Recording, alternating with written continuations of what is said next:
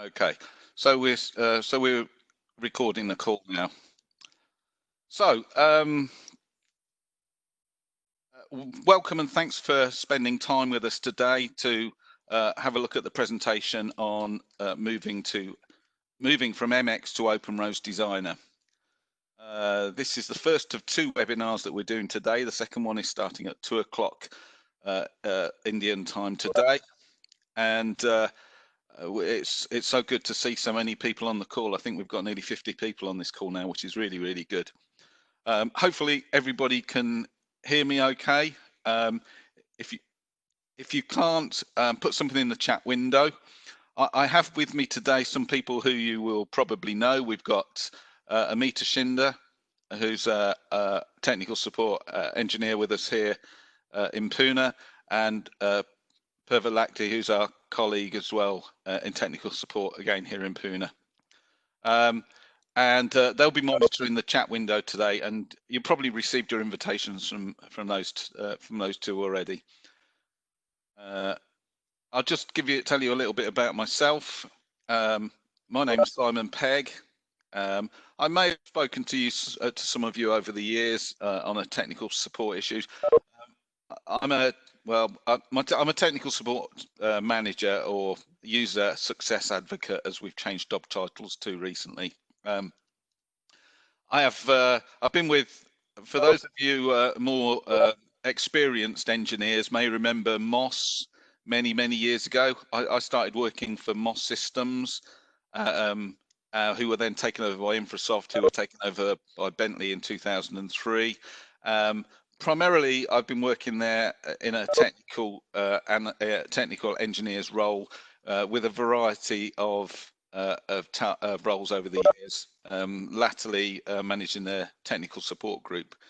Prior to that, I was a Moss user for six or 7 years in industry, so I have many years experience of using the software.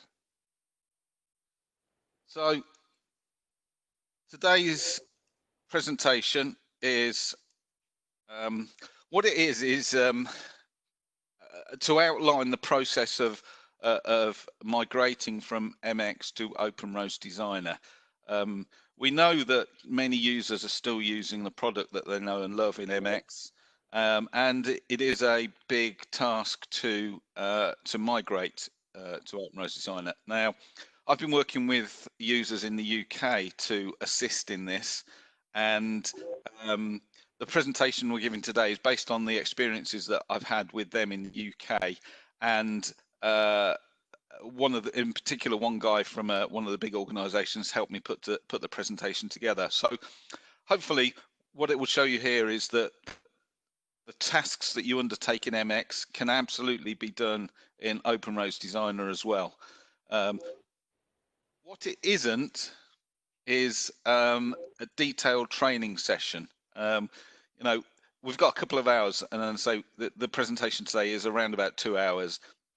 So what it isn't is a detailed training session on OpenRose Designer. There's no way we would ever be able to cover OpenRose Designer in 2 hours, which I'm sure you know that already.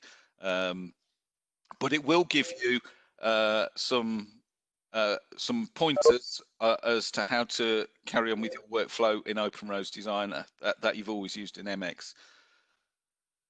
As I say, it's not detailed training, but where relevant, I will mention that we have training material for a particular topic, and it's worth exploring the Learn server for training material anyway. And also, there's our communities. Bentley Communities, civil product area of Bentley Communities, where there are many hints, tips, white papers, and videos for you to explore. So I can only encourage you to visit those two areas as well. And as I say, we'll put some links in as part of the presentation. Something as well that the colleague, the engineer in the UK mentioned was something called a bibliography. They struggled with the terminology used in OpenRose Designer. It's not always the same as it used to be in MX. For example, in MX, we refer to ground models or existing surveys, things as existing surveys or ground models, whereas in OpenRoads Designer, the terminology is a terrain model or a terrain. And there are several of those. So we've put together a bibliography of terminology. So hopefully we'll be able to explain a little bit about that. So what I'm going to do, I'm going to get started. Hopefully there won't be too much PowerPoint. All of this is going to be done as a live presentation. So everything you'll see will be as working with me working on OpenRoads Designer Live or MX Live. So there will be a little bit of showing something MX and show the same thing in OpenRoads Designer. One of the thing, well, two other things. As I mentioned, the session will be recorded or is being recorded, and we'll be making the recording available to you after the session. Probably in the next couple of days, you'll receive a link to the recording where you can either download an MP4 file or you can stream it live off of our website. The second thing is Purva and Amita are monitoring the chat window. So if you have any questions, ask them in the chat window. We can save the chat away. So if there's anything we can't answer today, we can take the chat will be saved. So we'll be able to go back and review that, and get back to you at a later date. So that's the housekeeping over and done with. Hopefully we'll be finishing in a couple of hours. I appreciate that anything longer than 2 hours is difficult to A, get time off to work to watch, and B, concentrate for 2 hours on a presentation is tough. So as I say, we'll be going through things fairly quickly, and the design work that I'm doing is really to show tools off rather than detailed design training. So it's just examples, and we've done this presentation a couple of times already, and it's been pretty well received. If you bear in mind, this is really to show you the tools available in OpenRoads Designer, and not designing an interchange with multi-strata earthworks. So just bear that in mind. Okay, so what have we got at the moment? Well, MX is a product that we all know and love, have been using for many years. You know, I've certainly enjoyed working with it, and it produced many designs across the world that are used today. And although we have developed OpenRoads Designer, the work that you do in MX is still geometrically, mathematically correct. There are absolutely there is no question that the work produced in MX is substandard or going to be a problem or anything like that. The methodology, the results that you get out of MX are still, in my opinion, the best way of designing highways using the old technology. So rest assured that there's no problems with it, no problem with MX. The issue we have is that it's old technology now. It's been around for 20 years now. Pretty much GUI has been unchanged, and the technology underneath it has pretty much remained unchanged. And for that reason, it's starting to become difficult for us at Bentley to maintain, develop further, and really take the product forward on its own. So that's one reason for starting to think about retiring MX. The other one is it's really not fitting in with current workflows. There's little interoperability with it. The deliverables are fairly ordinary. You can get a DWG, which again, as I say, there is no problem with what you produce, but moving forward into a BIM world, the 3D model we produce, whilst being engineeringly correct, is difficult to share with others using and difficult to fit into this design, build, manage, and operate workflow we're moving towards with BIM.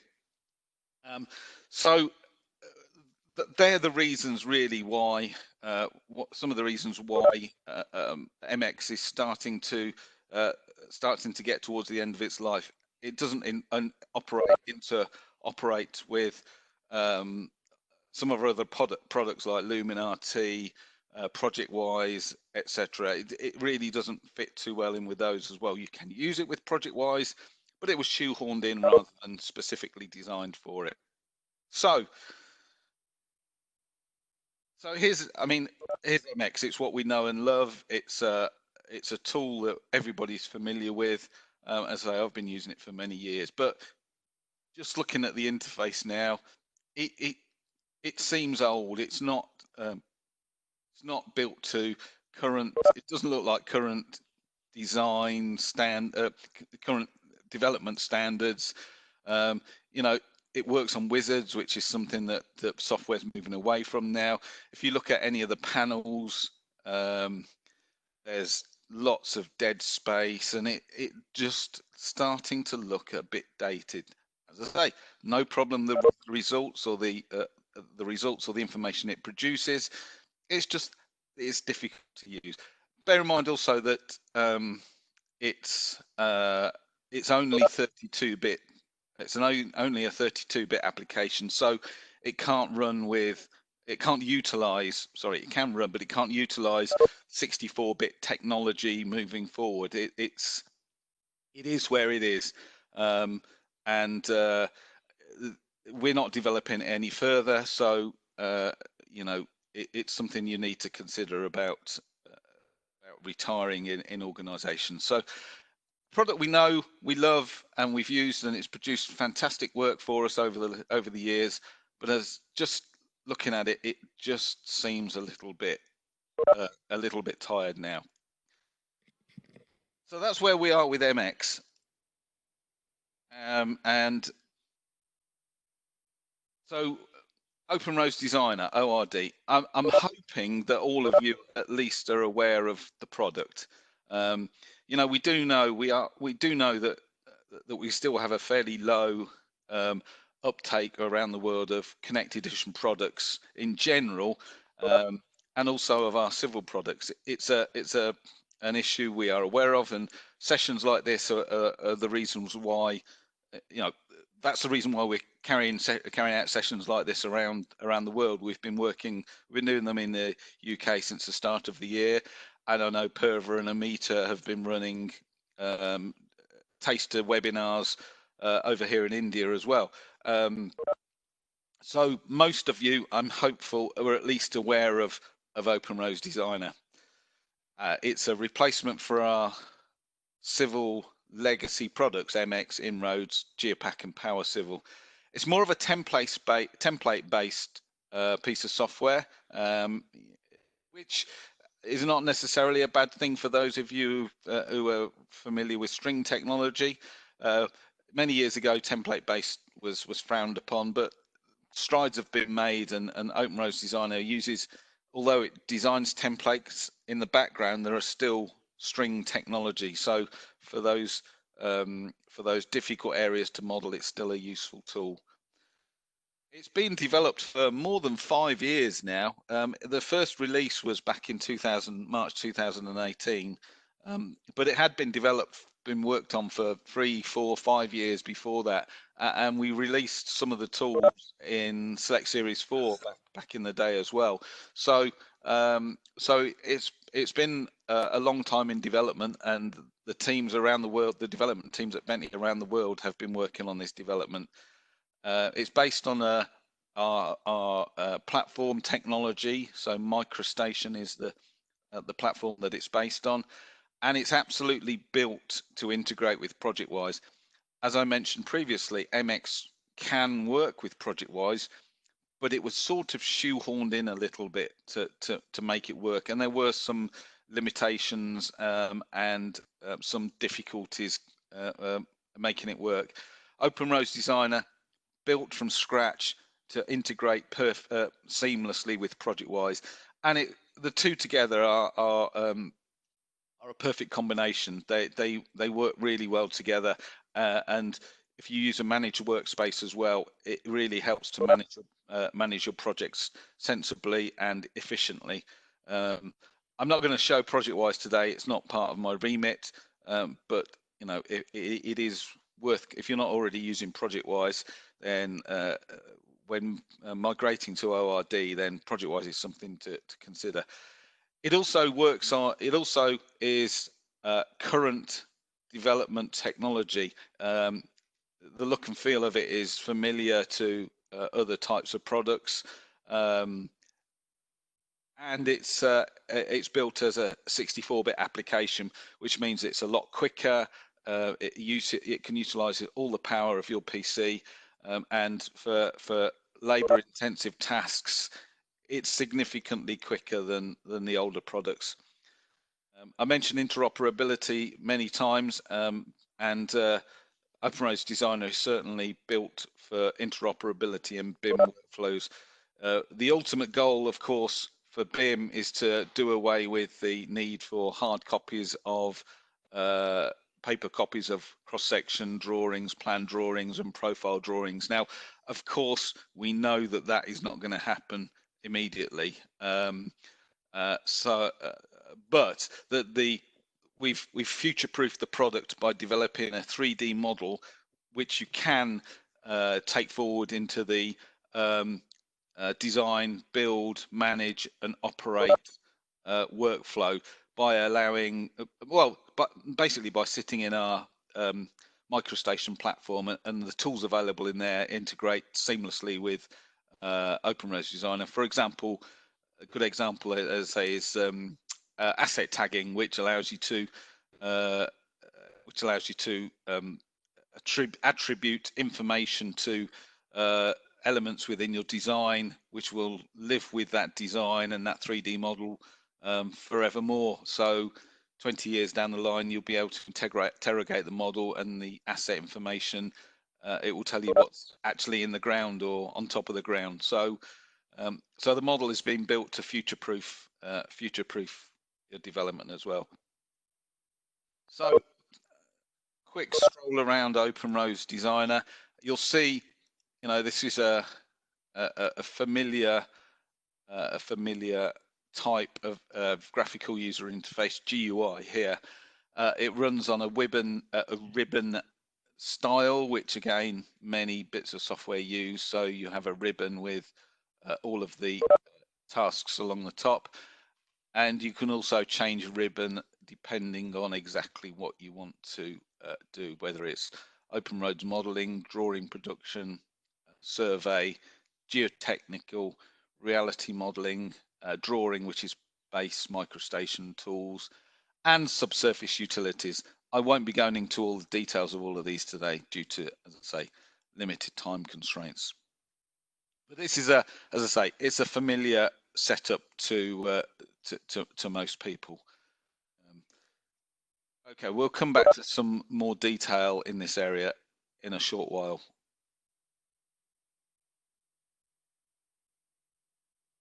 So that's OpenRoads Designer. I think I've mentioned most of the key differences already, but there's a slide here if people want to review later. Something that was worth mentioning is some of the file formats that we used to use and we now use. MX originally used a DPW for a working drawing and a DPF for a finished drawing, cross sections, profiles, etc. These are all done away with now. It's simply a DGN. The DGN is the database. There's no model file anymore. There's no MMD file anymore. I'll be upfront and honest with you. There is no line mode or input file functionality within OpenRoads Designer. We have different ways of managing projects. The concept of design intent is how we work with OpenRoads Designer. So anything you design will be remembered forever within the DGN. You don't always see it, particularly with geometry, but the design intent is always recorded within OpenRoads Designer. So, as I say, be upfront and honest with you. Input files, line mode is not in OpenRose Designer. Personally, as a 30-year experienced line mode input file user, I don't have a problem with this. I think the flexibility and the tools in OpenRose Designer by far outweigh the advantages of not having input files, and there are techniques available to replicate design, and certainly managing your project with your work with ProjectWise really means the necessity for input files is greatly reduced. Bear in mind as well that input files are quite difficult to learn. Effectively, it's a computer program, so you sort of need to be a little bit of a programmer to learn how to use input files and line mode options. I'm not going to dwell on it any further, but the work now is significantly more obvious and straightforward. But what we have changed, what we do use a bit more now from your old MX days are DGNs and DGN libraries. DGN is the database for your design. DGN libraries are basically a library of information that you might want to use in your project. For example, feature definitions, design standards, cell libraries, etc. We're not going to cover a great deal today. DGN libraries and seed files and config files are a presentation in their own right. One thing I mentioned at the start is understanding the terminology. And I mentioned that we have produced a bibliography of terminology. I've linked to those two in the presentation here, and I should be able to open those. So let me have a look at the OpenRoads glossary of terms. This is actually on the communities, so everybody can access this and have a look at it here. So I'm not going to go through every single one of these here, but you get the idea that what we have here is a description of the phraseology. And as I say, I use the typical one I use is end conditions. In MX, everybody's familiar with interface or earthworks, and that's what we've always used. Interface and earthworks are the terminologies inside of MX. That phrase doesn't exist in OpenRose Designer. We call those end conditions. So, you know, you're going to have to get used a little bit to some of the different terms that are used in OpenRose Designer. It's not an onerous task, but it's just worth having a look at this document to familiarize yourself with the phraseology used inside OpenRose Designer. There's also another shorter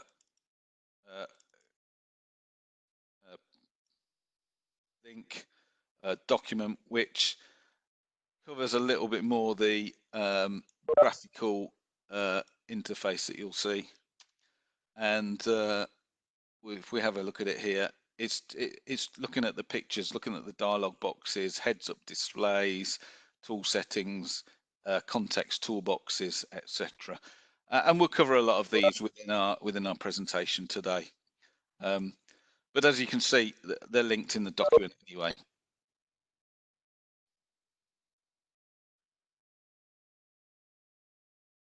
The concept of work sets and workspaces is probably new to most users. I'm not going to talk a great deal about work sets and workspaces and work sets here today, because it's really an administration task. It's a setup task that you need to undertake before using OpenRose Designer. Now, having said that, there's a possibility that you might not need to do this. We have produced, and Amita and Purva in India have produced a data set for the country. We have many of them on the download site, on the downloads page of the website. And these are really localizing OpenRose Designer for a particular marketplace. And they include a workspace for each particular country as well. So there is an Indian country data set and a workspace, and that includes a workspace. Now, the workspace is really, I'd sort of equate it a little bit to the MMD file in MX. It's really loads up default information that you want to use. It's a little bit more all-encompassing than an MMD file, but it does load up the preferences that you want to use in OpenRose Designer, and it's managed via a configuration variable file. Again, it's an admin role. You as an end user, and myself, Purva and Amita, we very, very rarely get involved in actually creating workspaces. It's simply something that an admin role would do. Now, we understand that your organization might not have anybody that knows much about workspaces and work sets. We're here to help. If you need any help with workspaces for OpenRose Designer, get in touch with us. Give us a call on the support or log a service request, and we can start the ball rolling to help you with workspaces and work sets. They're not that complicated if you really sit down and logically think them through. But it is worth getting things right first before you start. There's also the option of manage workspaces, which means it works with ProjectWise as well, and it can manage your design via ProjectWise. But again, it's an admin role, and I'm not going to get into too much detail there. The country kits themselves, and I'll just shell out to where the country kits are. The structure of OpenRose Designer is that we have the information on the C drive, program data, Bentley, OpenRose Designer, Connect Edition, configuration, organization, civil, and you'll see under here all the workspaces that I have. These are where the workspaces are stored. You can, of course, customize your configuration variable to have them anywhere you like. If you want to work off a network drive, you can put them all on a network drive as well. So it's fully customizable, but this is the default area, and you can see the workspaces that I have. An Imperial, a Metric, a New Zealand, Australia, New Zealand one, and a UK standards one. I'm not running the Indian one. The Indian one is under development, further development at the moment, and and the Purva and Amita are working continuously on the Indian data set to upgrade, improve, add, etc., etc. I know they're working on some design standards, some drawing standards at the moment. So hopefully we'll be able to release a new Indian version, Indian data set sometime in the new year. What do data sets include? Well, lots and lots of information on your design standards, your drawing standards, everything you may want to use in OpenRose Designer. So again, I don't want to confuse people too much, because as I say, a lot of this is an admin task, but there are things, for example, site visibility rules, so stopping site distances. There are super elevation rules as well, so you'll see super elevation rules files. Again, all of these have been developed by Bentley as part of the UK workspace. So in theory, many of these are things that you don't need to worry about. It's just worth pointing out where the information is. And DGN libs, you'll hear a lot about DGN libs, but these are things like where your feature definitions come from inside of OpenRose Designer. So, as I say, all of these are loaded up in our standard data sets, but of course you can create your own organization workspace as well, which includes company standards. It's a bit like a feature and a style set. We always provided a number of features and style sets, and we never intended them to be used as they were out of the box. We always intended organizations to customize them themselves and create their own. And it's the same with workspaces. We provide some example ones out of the box, but we fully expect organizations will probably want to customize them for their own particular organizations. And you can, of course, have multiple workspaces as well. So, for example, if your organization works in India, Australia, UK, you can have multiple workspaces so you can work with the correct one for your particular location. Again, working via ProjectWise, you can manage this even further. So I'm not going to cover how to create workspaces and worksets. Again, we could spend 2 days looking at that on its own. There's some must-know platform tools, and these are the ones that I recommend. I'm going to skip over this because and not shell out to this slide, because we'll see a lot of these being used, and I'll mention those when we use them in other parts of the presentation. What do I do about your existing data in MX? Well, you know, model files, you can get information out of the model files, surveys, geometry, etc., out of the model files and import it into OpenRose Designer and continue using it in OpenRose Designer. Absolutely no problem with that. And I'll show a couple of those, that functionality a little bit later. So that includes data. Design standards, again, you know, hopefully we've included all the old design standards that were in MX in our workspaces. But as I say, we can constantly update. Oh, just one thing to mention on the country kits, because we can update those whenever we need to. They're not programming. It's not programming. It's really a combination of library files, XML files, and ASCII files. So we can, when Perva and Amita complete what they need to complete for the drawing styles, they can just be loaded up without needing to go through any Bentley internal testing processes. The only other one to mention is feature and style sets. The equivalent of feature and style sets are feature definitions. And can you mute? If people aren't muted, can they make sure they mute themselves, please? Thank you. So the equivalent of feature and style sets are feature definitions, and you can create those yourselves. We have included them all. Whoever's not muted, can you please mute yourself? That's VRS. Who's VRS? Please, can you mute yourself? So, and as I say, we're not going to cover creation of feature and style sets, but there is some processes available for explaining how to create those.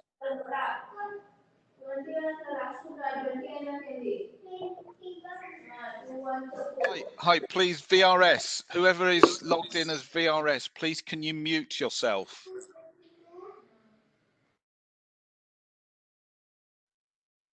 Okay, so we've covered a lot of the background. I'm going to start showing some stuff directly now using OpenRose Designer. The first thing we want to cover is surveys, and there are a myriad ways of getting survey information into our product. I'm not going to cover them all today, but I will mention several of them. So that's the PowerPoint slide. So I'm just going to shell out now to OpenRose Designer and have a look at surveys. Let me just shut OpenRose Designer down for a second and just show the startup of it.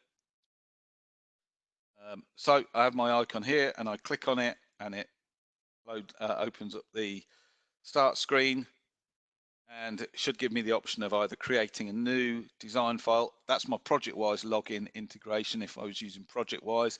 I'm not in this case, but that's where I would manage my design via ProjectWise. And this is the open splash screen. It's a bit like the startup panel in MX, where you get the option of loading up the MMD, etc. And this is where I can actually pick which workspace I'm going to use and which workspace is associated with it. Using a managed workspace, we could limit the ones that I see available, but as I'm in technical support and work with people worldwide, I have many different workspaces and country kits loaded. I can browse to open a file, or I can create a new file. I have one already created here, which is blank, and I'm just going to go into it. I'll talk a little bit. What it's doing here is, according to the workspace, it's loading up all the libraries, all the information I need, DGN libraries that I need to run OpenRose Designer. So there is a little bit of time lag to open up but you'll see here it's loading up all the references and all the libraries that I need to make OpenRose Designer work. And it just opens us up a simple display here. Okay. One thing it's worth mentioning is that the majority of your work is done in the 2D model. So if I look here at the moment, I only have a 2D model. The way that OpenRose Designer is set up is that everything you do is in 2D, but it automatically creates information for the 3D model as well. And if I open up a second window and tile my window, when the time gets right, I can set this one to be 3D model. At the moment, I have no 3D information, so it's not going to read it, but I can set this one up to be a 3D view, and we'll see it automatically updates a 3D model as we go through. But all of your work will be, or the majority of your work will be done on the 2D model, as I say, which is referenced into the 3D model and automatically updates everything. And as I say, we'll come to that in a second. At the moment, because I've got nothing displayed, I've got no 3D information, I can't see the 3D model. So we have our blank display here, and we want to import a terrain.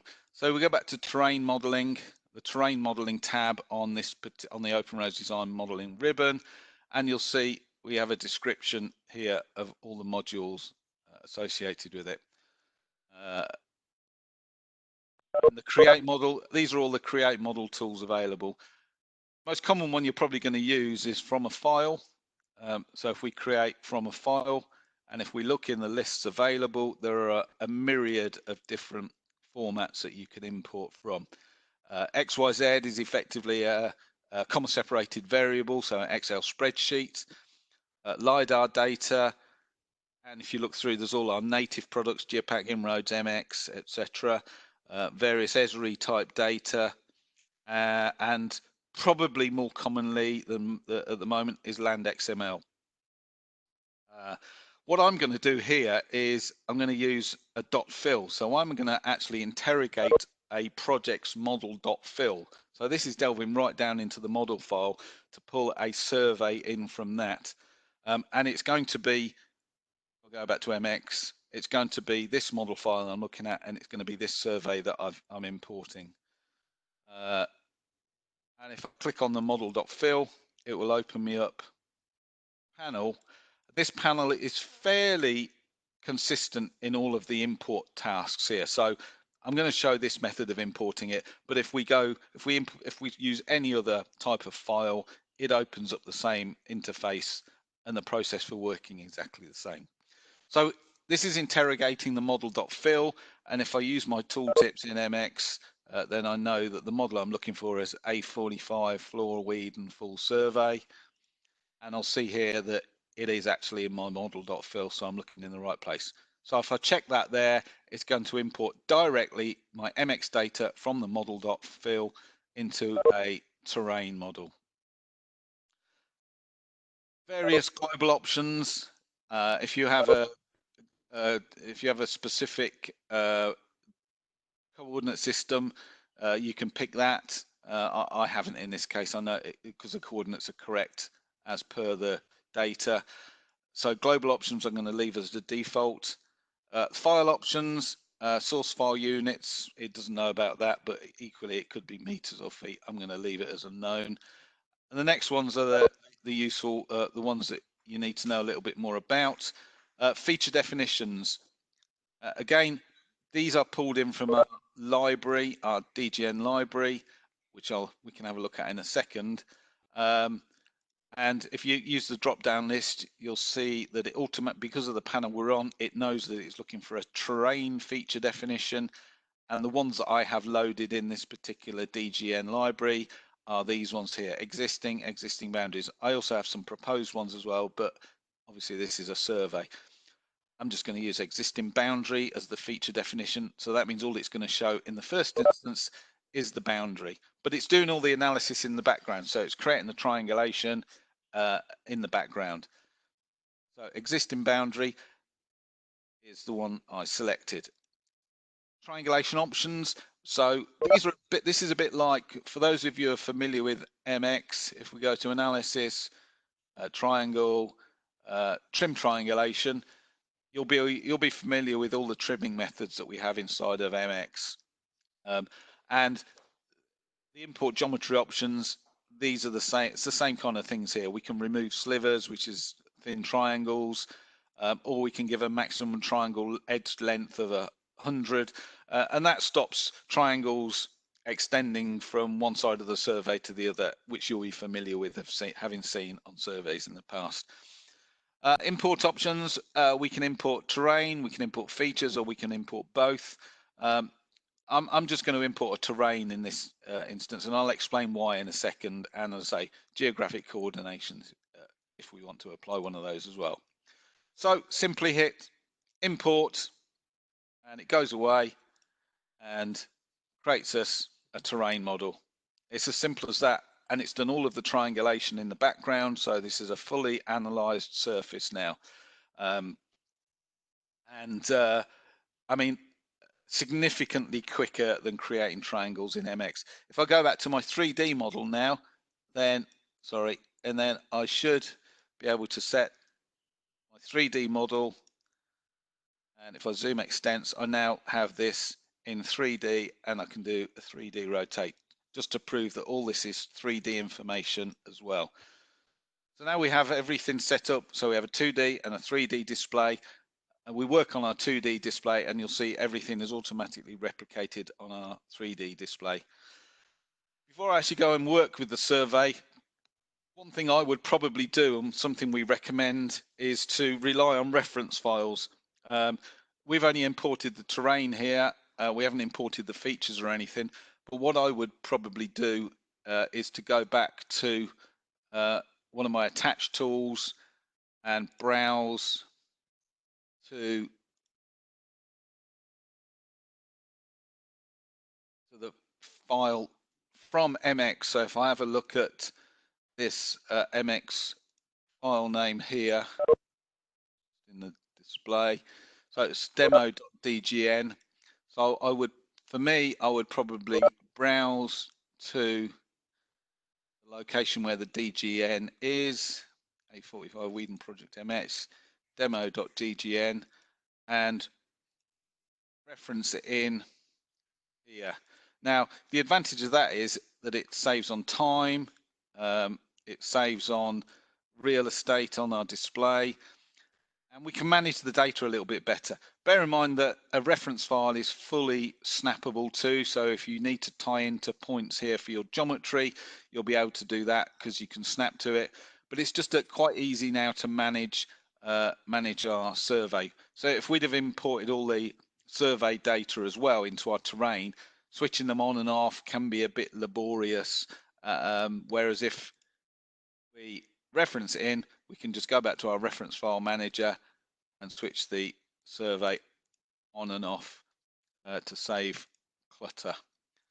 And that's the way we generally would recommend survey use the reference manager.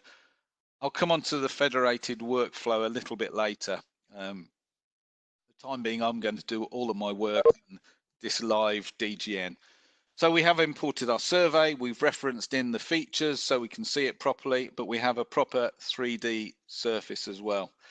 So what can we do with our surface? Well, all the things that you've ever all the things that you do in MX and more, you can do in with the terrain inside of OpenRose Designer. If I click on it, do you remember we saw in the bibliography about the in context tools? So if you click on it and hold down, you get a little flyout with lots and lots of information here. If I go to properties, we'll see the properties associated with this terrain, and it tells us a number of points and a number of features associated, number of break lines, and the number of triangles created. It also tells us how the edge methods that we've used, and all the features that we can show inside of our terrain. All I have turned on at the moment is boundary, as you can see here, but we can turn our triangles on, and it's extremely quick. So that's now got our triangles displayed in 2D and in 3D, and it's incredibly quick. Imagine how long it would take us to show our triangles inside of MX. This isn't a particularly big survey, and you may be working with much more detailed surveys, so time, speed of performance is an issue. We can turn our triangles off again really quickly, and we can turn our major contours on and our minor contours on. And again, the speed here is amazingly quick. And if we wanted to compare them with those created in MX, they will be exactly the same. The algorithms for creating contours is exactly the same. So we have contours, triangles, we can turn on spot levels, turn on flow arrows, and we can turn on low, and we can turn on high points. And it's exactly the same as in the surface analysis wizard inside of MX. But much quicker to use, much easier to see, and everything's turned on and off. So the analysis is already done, triangulation is complete. You may not want to have your contours at quite those intervals. So by default, these come from the feature definition. So these are loaded up. If we have a look at our OpenRoads standards tab in our Explorer, you'll see there are libraries and the live DGN. I'm not going to explain too much about this, but these libraries are the DGN libs that the workspace has loaded up into OpenRoads Designer. And this contains all of the information that we need inside of OpenRoads Designer. I mentioned the DGN libs earlier, so as you can see, the feature definitions are here, and these are all the ones that are going to be available to us in this live webinar.dgn design file. Okay, so you will have seen those in the structure that I showed earlier.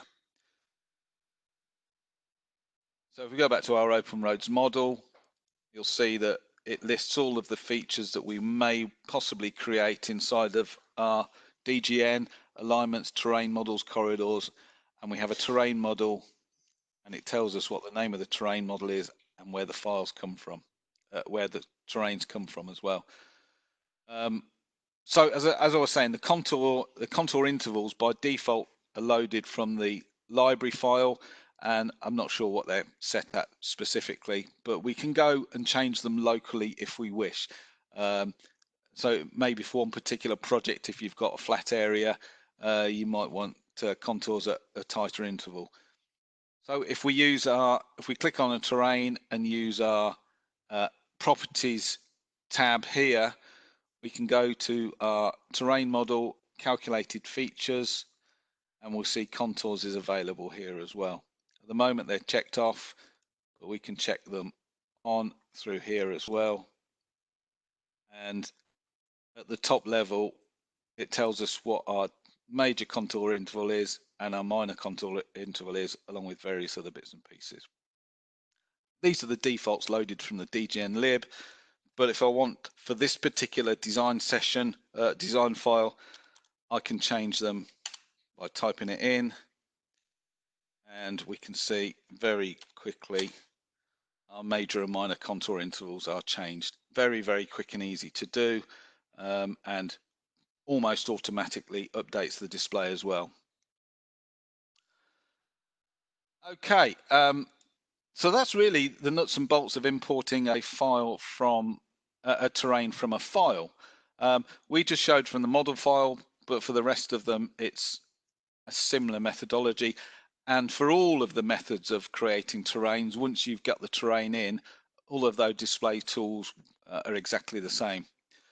Let's have a brief look at how other methods that you may want to get terrains in. I'm not going to show them all because the principles are pretty much the same.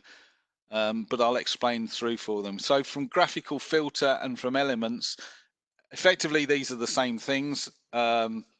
You may want to create a terrain from some elements on the DGN or a DWG, and the graphical filter method is really very similar to using the conversion toolbar inside of MX for converting AutoCAD data to OpenRoads Designer.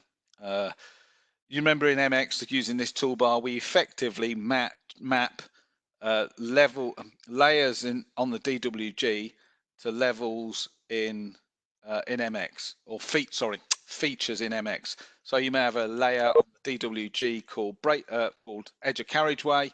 You can match that to something in your feature set, carriageway edges in your feature set. Those of you, most people have imported a DWG, and that's the process, mapping layers to features. And inside of OpenRose Designer, the graphical filter manager is exactly the same process.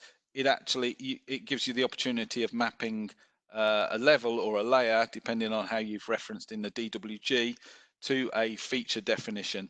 And you can set up a graphical feature graphical filter group according to your the information that you have on the DWG/DGN. And the process is the same. It maps. You'll see it maps the graphical feature to the feature definition here.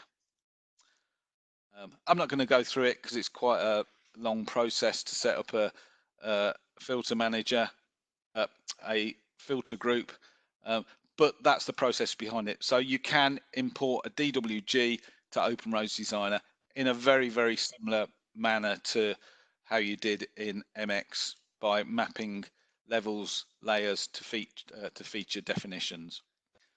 From elements, again, this is for mapping. This is for converting graphical elements to features, but this allows you just to go through and pick individual elements to add to a terrain. A useful example for this may be if you have an overlay job and you've got an existing edge of carriageway strings in your survey, and you might just want to create a terrain out of those to create a profile, an overlay on that particular terrain. So you can just pick two elements and create a terrain from that. It's the same. It works the same as a graphical filter method, but you're just individually picking elements rather than creating a mapping file. Again, you could do that using the toolbar, the conversion toolbar inside of MX. And there's a few other additional methods as well. Create by text interpolation. If you've just got text, it will create levels from the text by interpolating it. And we can use point clouds as well. You load a point cloud up to the DGN using the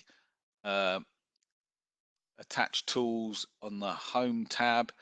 There's a point cloud option here. So you load up a point cloud, a pod file, and then it allows you to create a terrain from that. So that's quite a common method as well. And some of the others are just how to manipulate the terrain by creating a complex terrain model, creating a delta, which is any change ones, and you can create a alternate service from Corridor as well, maybe for things like ISOPACI information. Okay, just another concept you need to be aware of. You can have more than one terrain in a DGN, but you need to make sure you have set an active terrain. If you go back to the bibliography that we had up earlier, I think I've closed it down now, but it explains about active things here. I think active terrain model. So it explains a little bit about that here. And by setting an active terrain model, that effectively means that any design work we do will interact with this terrain model. So for example, it will be picked up on our profile, our geometry profile, and when we drop end conditions, I mean, for MX users, I mean earthworks, when we drop earthworks to the terrain from our design, they will interact with this particular terrain model. So that's what we mean by setting an active terrain model. So I'm just going to make sure I've set this one to active, and I'm going to turn off my contours as well. I like doing that because it's so quick, and turning my triangles back on again, because there's one or two other display things that I want to show you as well. Inside of MX, we have always shown the surface analysis wizard because it creates some quite nice graphics. Just let me go through and create the triangulation. You'll see it's quite a small triangle here. But we go through and we can use our contours. But these two here are ones that people seem to quite like. The level band analysis, where it just gives us some nice, pretty graphics on what our design model, our ground model is doing. So if you remember, you get the nice shaded shaded area, and it's very pretty and it looks really nice, and we can do it for height as well. Now, again, absolutely, we can do these inside of Oatlands Roads Designer, and we do that by using our display style underneath our in our view on our view menu, and we change our display style. By default, we have it set to wireframe. I mean, there are loads and loads of different display styles, but the one we're looking for is thematic height. And you'll see here, almost instantaneously, it has now mapped some nice thematic height. And if we use, if I go back to top view, see lovely colors. And if you compare it to OpenRoads Designer, the levels are exactly the same. It's just that we've put the colors, for some reason, we've put the colors the other way around. So I think, you know, MX, the blues are the highs and the reds are the low. But you get the idea, and there's a nice little key to tell you what it is as well. And if we go back to our presentation style, you can use, you can do slopes as well. Quite a flat area, this one. And also we can change to aspects, angle. So there's lots of things to play around with here. Aspect angle, and again, that's one that you can do inside of MX too. So just to show that you can do whatever you want inside of everything that you've wanted to do inside of MX, plus it's a lot quicker, and there are additional functions that you can use for your terrain as well. Okay, I'm going to turn off my triangles now because I don't need them at the moment. Okay, so let's get through. So that's working with surveys. Let's have a little look at geometry. Bear in mind, this is not a detailed geometry training session. Yeah, I could spend forever working in geometry, not forever, but I could spend a significant amount of time working in geometry.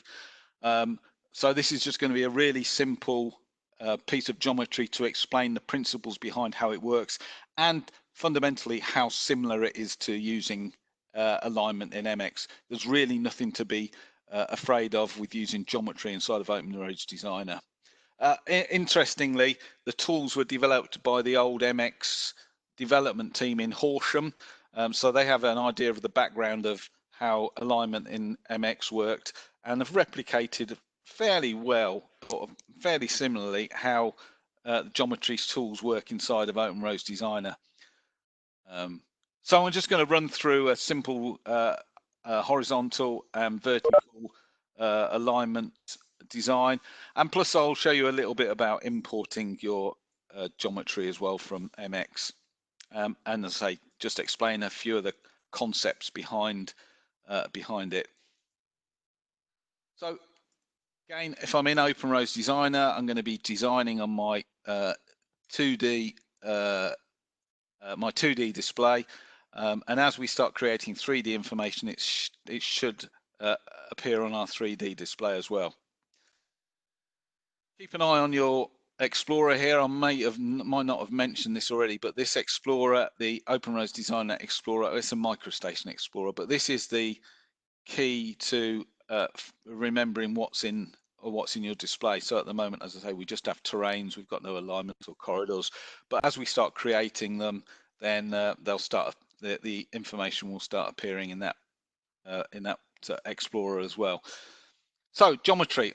I quickly I go to the geometry tab, and first off, I'm going to show, it's a question we get asked by MX users. Well, what about all my old MX data? Well, you can import from import your geometry from MX, and it's a similar process to the terrain model. Let me just finish out of that. Gosh, it takes time deleting triangles, doesn't it? So okay on that. So you'll see I have a little bit of geometry here, master and geometry string that I've created. Nothing too spectacular, but there's definitely master and geometry string associated with it there. So I just go to import, and again, there are a few files that I can import, but I'm going to delve right into my model.fil model file here and open up that, and it automatically detects the geometry that I've got in my model file. And I think, let me just refresh myself. I think it's a model called alignment. That's original for you. So it's in a model called alignment. So I tick that, and if I expand alignment, you'll see the geometry string is here, and it's got a profile associated with it as well. So OpenRose Designer is clever enough to know exactly what geometry is in there and whether it's got a profile associated with it as well. The plan linear, so the alignment itself is the 12D geometry string, so that's got all the information to build a bit of geometry, but I can also import the plan line as well, which is just the 6D master string, which has got XYZ change bearing radius on it. If I create a civil rule, it will also allow me to edit the geometry inside OpenRose Designer as well. You may not want to give that ability. You may just want to use it as a reference, but you can create a civil rule and edit the geometry inside of OpenRose Designer as well. So again, as per the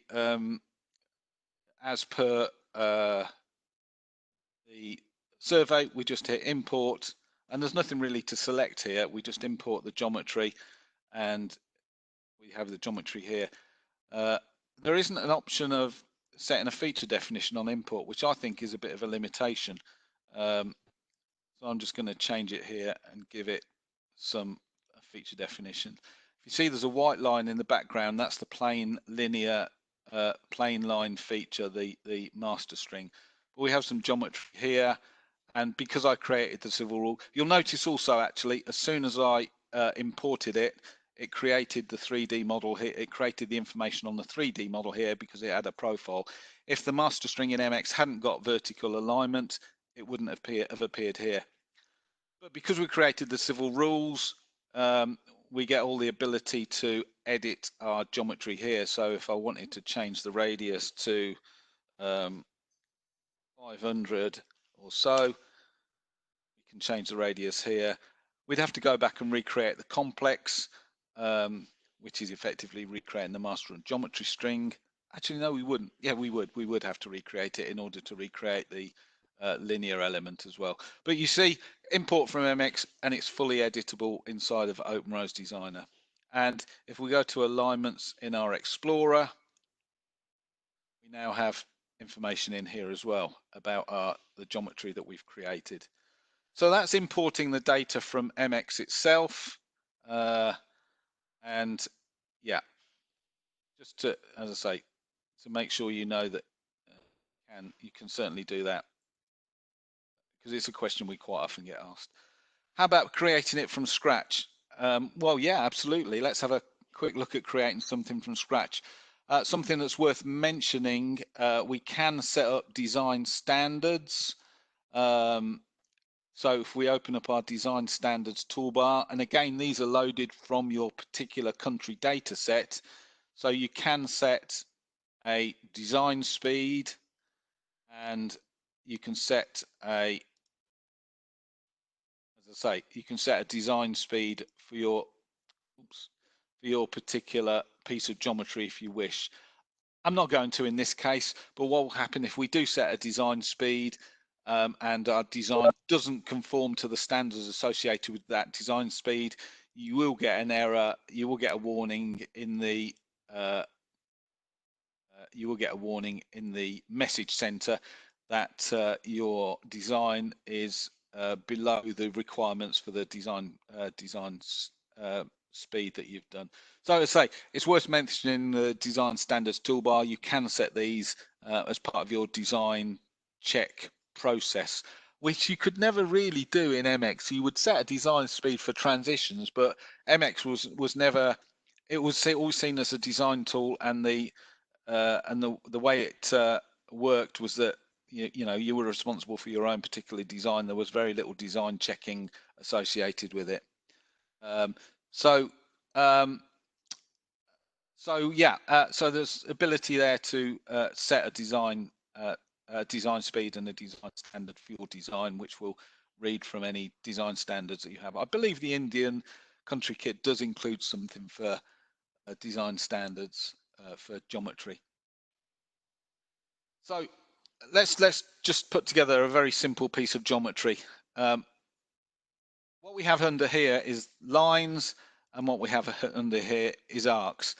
And effectively what we have here are fixed, free, and float elements similar to those inside of MX. So fixed, free, and float is a process that is a principle that you already know and understand. The phraseology is not quite the same here. Again, a lot of these are in the bibliography, but the principle is here that, you know, if I want to create a fixed straight between 2 points, you know, I use this option here, and you need to just be just start picking points effectively. It's worth mentioning as well, I did previously, this is the heads-up display on the cursor, so you can simply follow the prompts on the cursor. If you want, you can, so if I want to pick a point, and then just drag, fully dynamic alignment, drag, and it's constantly giving me feedback on the element and on the cursor. If I wanted to type a specific distance in, I could type it here along with if I wanted to type in a bearing as well, I could here. So you see up here, these are the areas where you can lock distance and bearing. Feature definition I can give here, and I can also give the piece of geometry a name as well. So there's no limitation now on 4-character string names, MC01, GC01. There's no limit at all on 4 characters. You can actually give a piece of geometry a name: main road, center line, side road, north side road, south side road, etc., etc. And to just place the geometry, you just pick another point, and that's my piece of geometry created. That's effectively an element. It's not a fully formed piece of geometry yet, but I can just create another one here, and I now have 2 elements connected together, 2 fixed elements. Probably you want to put an arc in between here, or a curve in between there, and I can go to whichever free element method I want to use, and it's, as I say, free. The free one is arc between elements. Float one is arc from elements. Arc between points is if I just wanted to type in 3 points, like a fixed arc. So I'm just going to use arc between elements, and you see the options we have here: simple arc, spiral arc, taper arc, all of these methods, some of which were not available inside of OpenRoads Designer, inside of MX. So there's significant changes to geometry as well. I'm going to use spiral arc, spiral transition, arc transition. For those of you familiar with old MX, with some of the design options in MX, these ones are the old design 145, 146, create 3 center arcs that you may use for bell-mouth junctions, things like that. So you can certainly use all of those as well. I'm going to use spiral arc, spiral, and again, follow the prompts. Locate first element, which is that one. Locate second element, which is that one. And you'll see now, lock to radius. Yes, I locked the radius last time, but you see you get the dynamic ability to move the piece of geometry around. And just I can drop it anywhere I like, or I can type in a value. done there. Oh, a bit short. Let me just undo that. So undo that. Undo. Do works in geometry. Yeah, there we go. So as you can see, that's another thing to point out. There's undo inside of OpenRose Designer, which we've never had in MX. So I'm going to just create a bit of geometry here. Now, the principle of design intent comes in here. We have the ability to trim and extend or trim the original elements that I have here. And that will trim back and make a nice smooth curve as we have done here. But if we go back to our geometry now, you'll see the original design intent is there. So we could go back and edit our original elements if we wished. Okay, I can move these around if I wish. So as I say, it's this concept of design intent. The original design features are already are still there. It's just that we've trimmed them back to make a nice bit of geometry. And I say for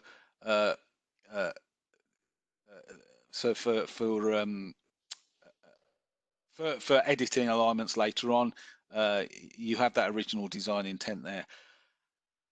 Again, click on an element, we can edit away if we want. But if you'll notice here, these are all still individual elements. They're all colored quite differently, so we have transitions in a different color from our actual true geometry, not our calculated geometry. Again, that comes from the feature definition. And you'll also notice that nothing's appeared in our 3D model yet because it's only 2D data. So I need to create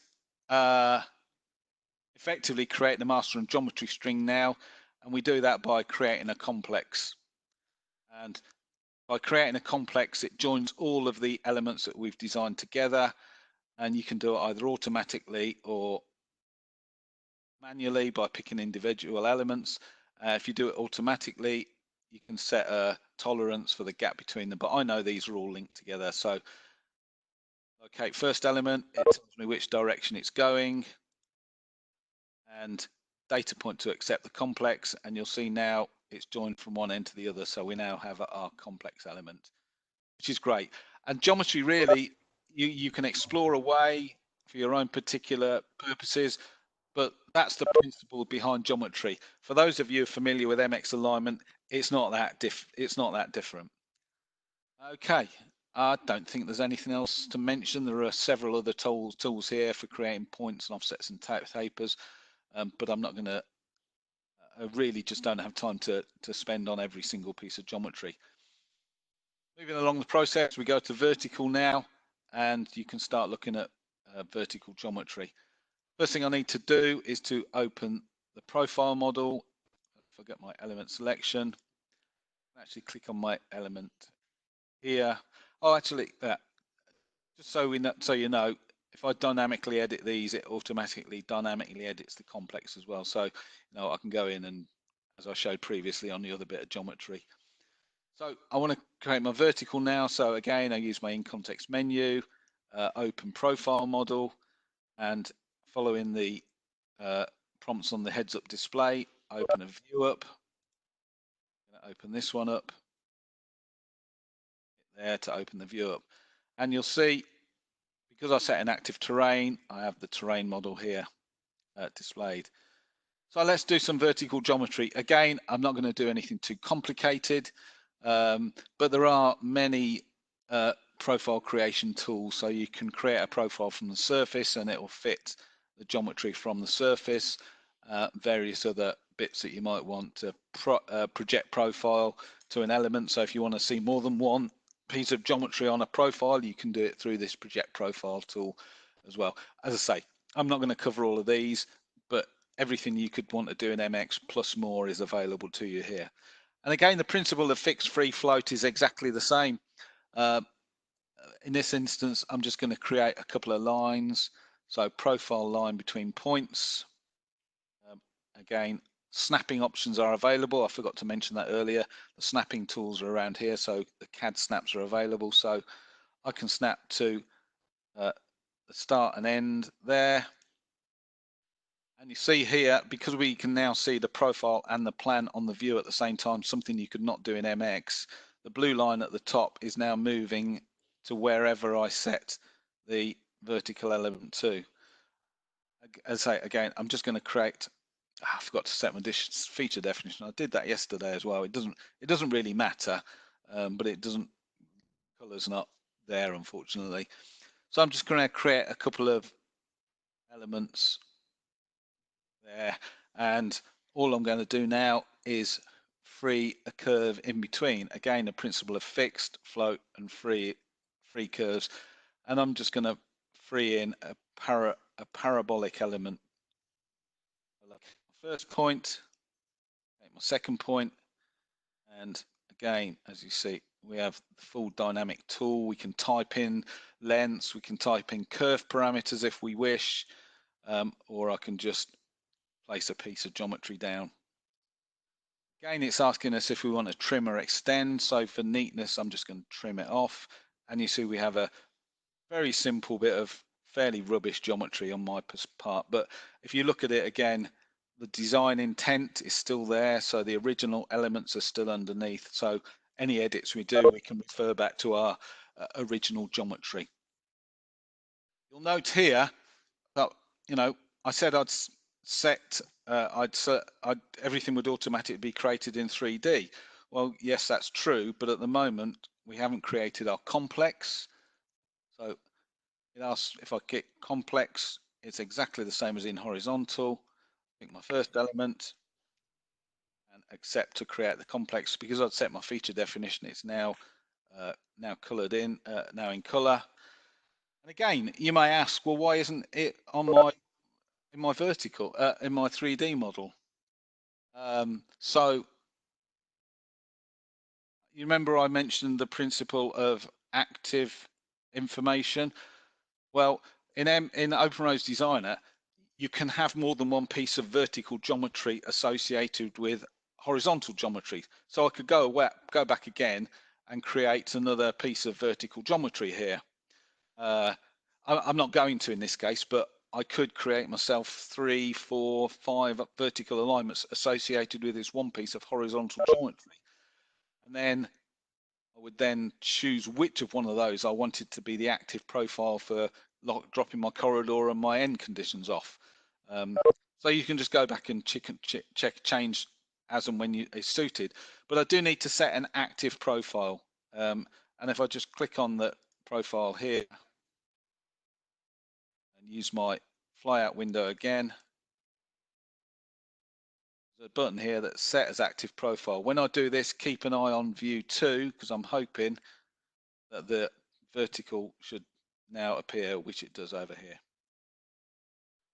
Okay, as I say, fairly simplistic pieces of geometry, but you get the idea. This gives you the principle of how geometry works and how relatively similar it is to how you've worked inside of MX. Fixed flow free is still the principle we use, and creating a complex is exactly the same as creating a master and geometry string.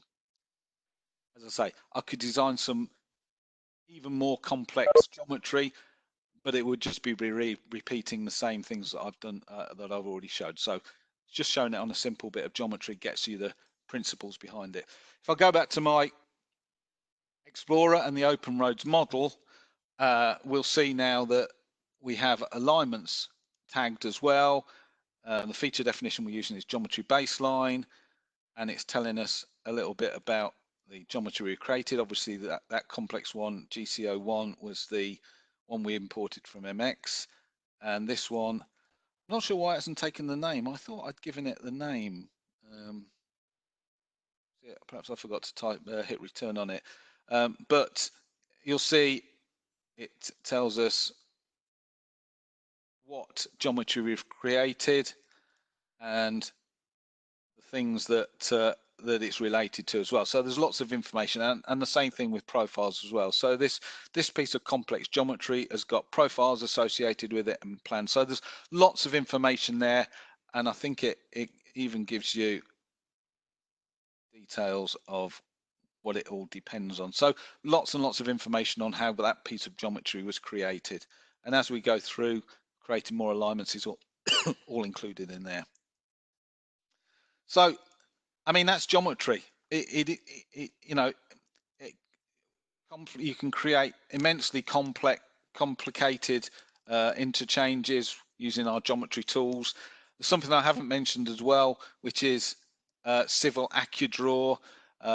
There's a really good training course on AccuDraw, and that allows you to construct. It's a bit like PSM Construct inside of MX. For those of you who remember, are familiar with the points inside of MX, the right-hand mouse button, XYZ, XY point. There was a construct tool in there which allowed you to give offsets, distances, and bearings to construct a point.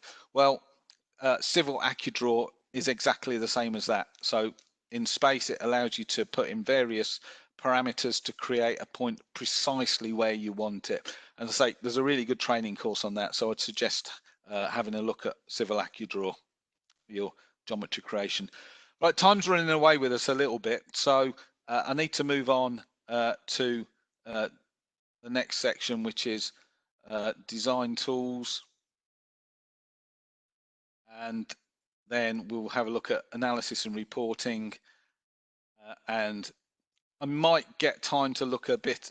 I'll try and get time to look at drawings, creating some simple drawings as well. So as I say, I just want to cover the design tools next. Again, just bear in mind, this is, excuse me, just bear with me a second. This is not a detailed training session on corridor design. We have training courses available on the Learn server, which we can provide details of and should be free to most of you, on corridors and templates.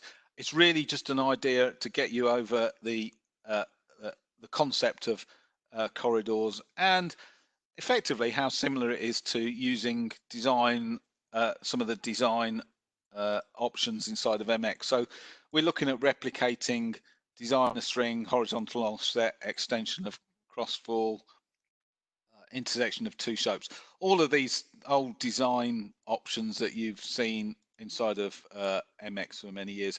Of course, there is a multitude of extended functionality as well. Can you mute yourself? Whoever's talking, can we please mute ourselves? Thank you.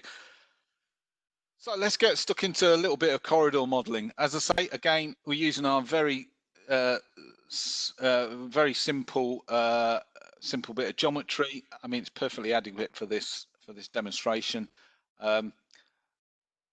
And I'll quickly show some of the corridor modeling tools that are available. The first thing we need to do is to create ourselves a corridor. Now, you don't have to use corridors to design your functionality. You can do something called model detailing and just apply linear templates, and that will create you a design if you wish to.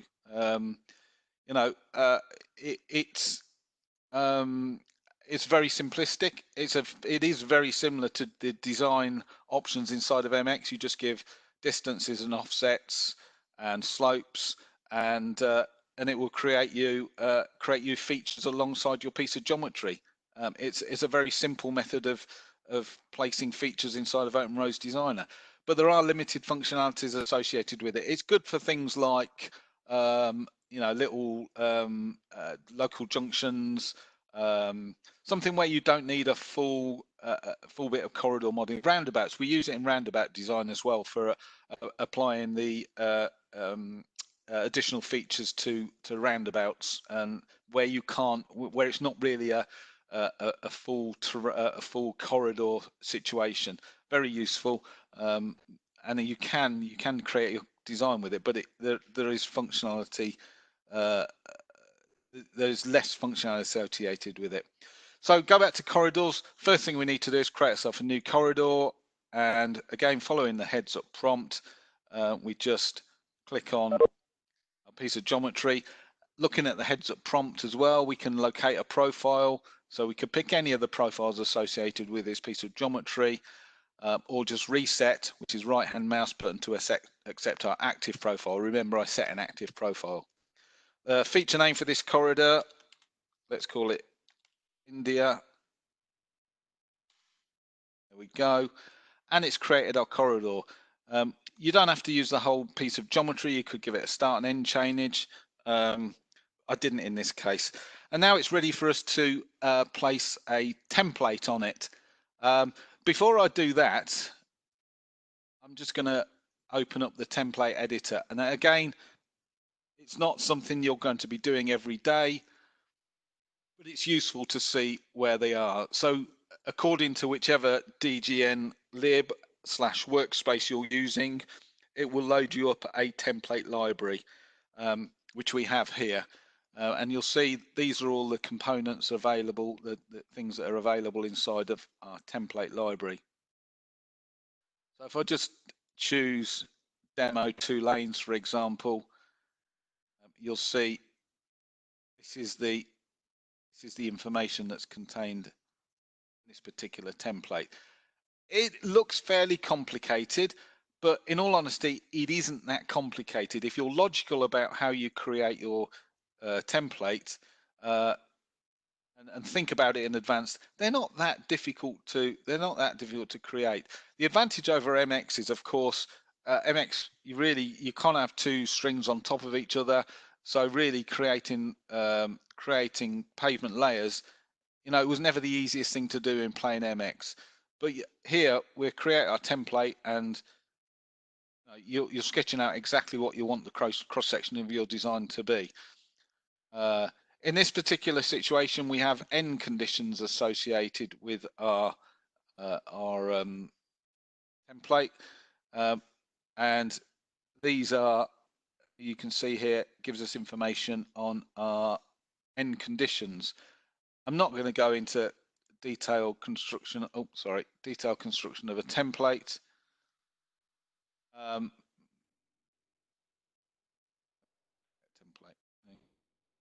Template editor gone there. I'm not going to go into deep. There are training courses.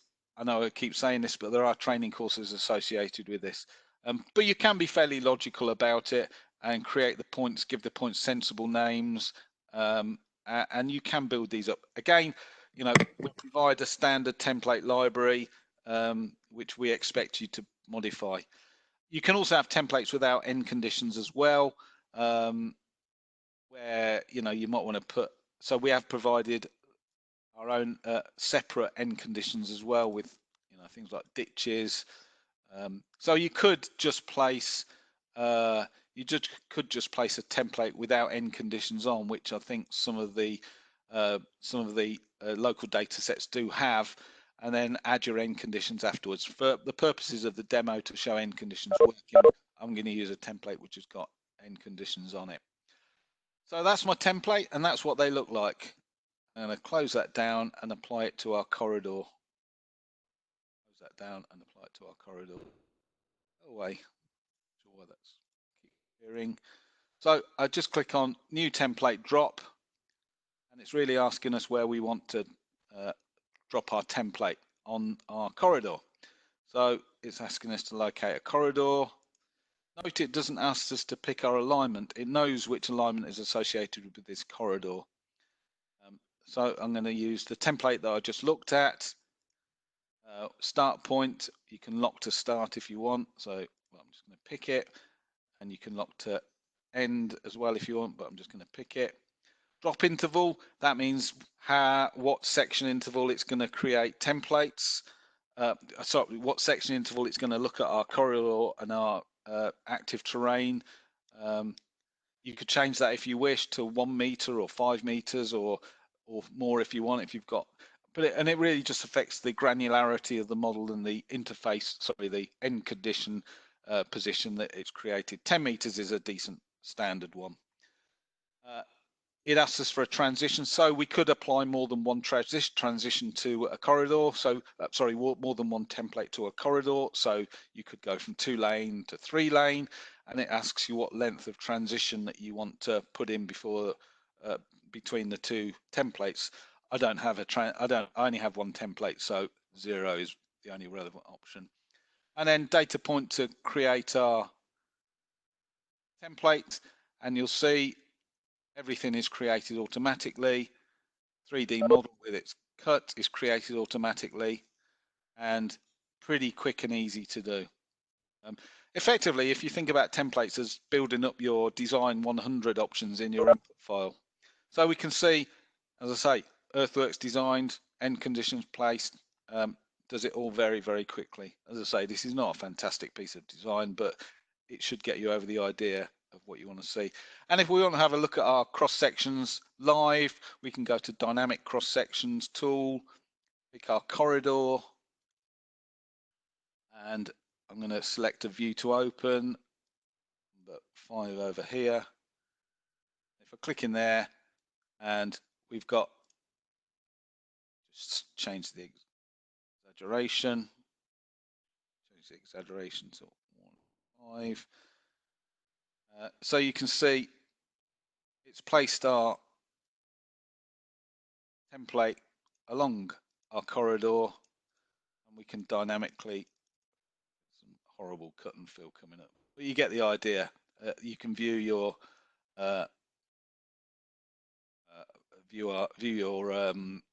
template in the cross section.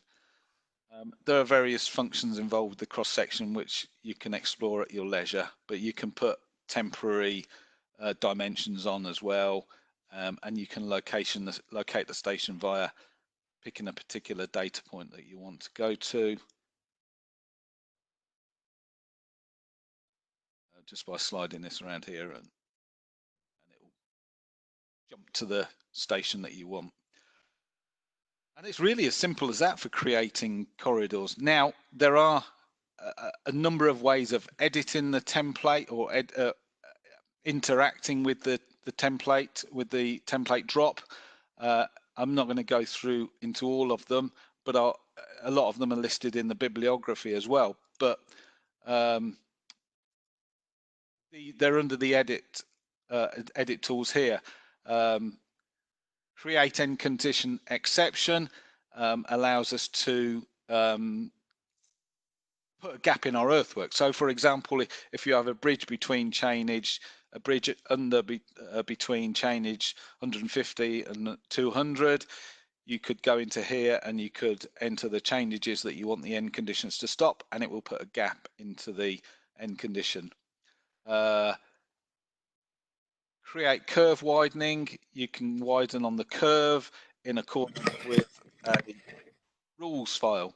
So, and that will, depending on the geometry, depending on the standards that you have set, it will automatically widen your verge through whatever radius the curve is.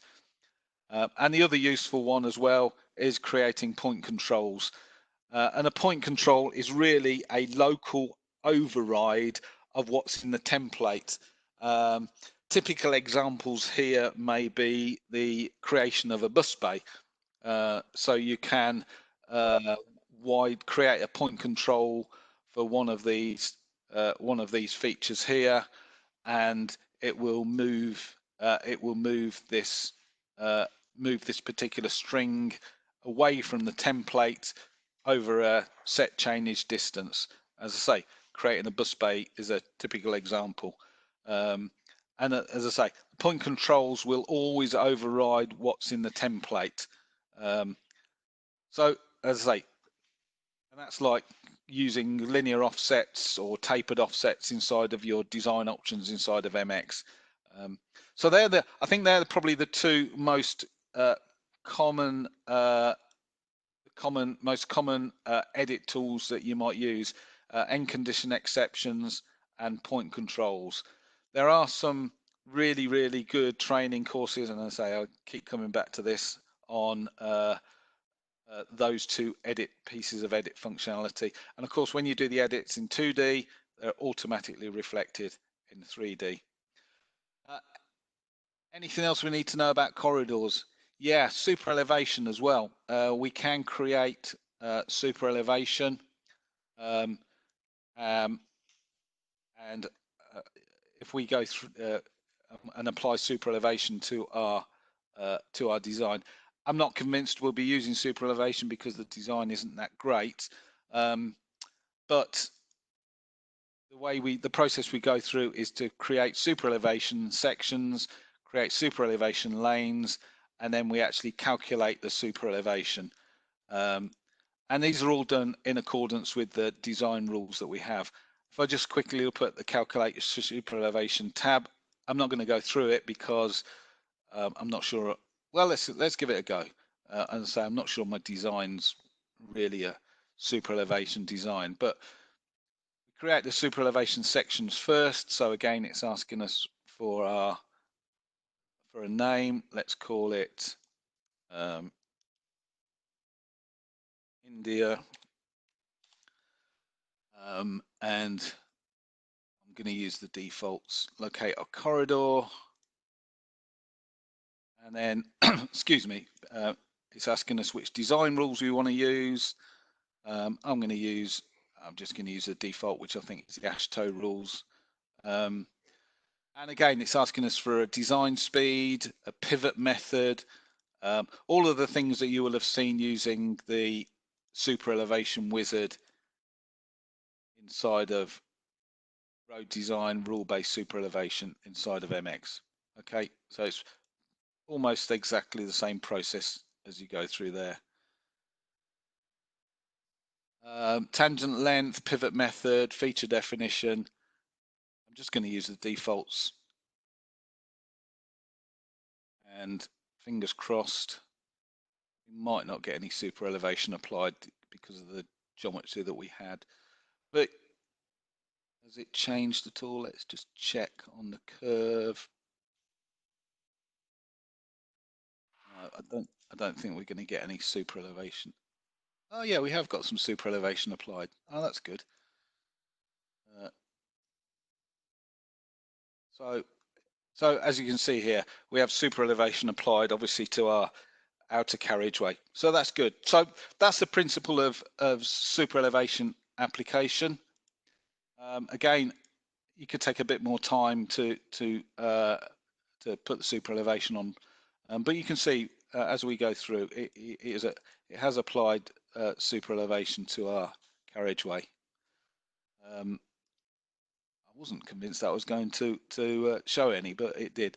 And that's I use the AASHTO base ones, but the Indian super elevation standards are in the Indian data set, and there are various other editing of super elevation, and we can show our super elevation diagram as well.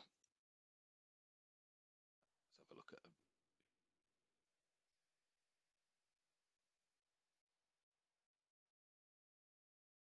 We could take super elevation section, select a view. Not sure, but there's the ability to show the super elevation diagram. That's about it for corridors. Just a few reports that we can do. Our design input report and our super elevation report are available here.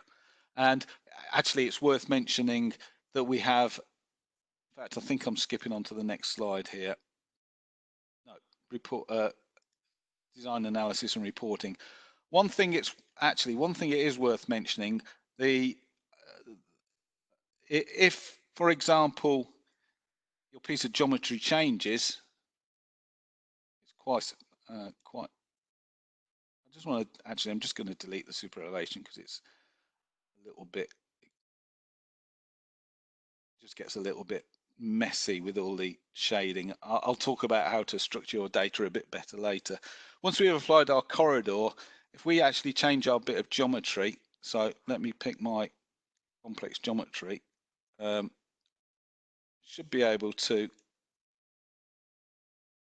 say, for example, I wanted to change the radius of my piece of geometry,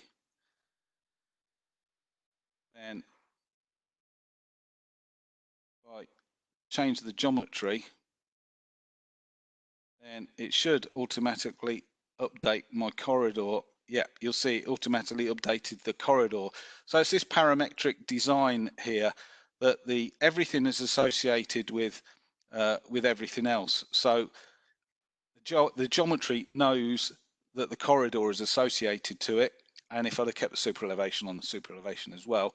So by simply changing, changing the piece of geometry, and I can edit however I want to edit it, by simply changing the geometry, everything associated with that piece of geometry will change as well. So if I, again, let me show again, pick the geometry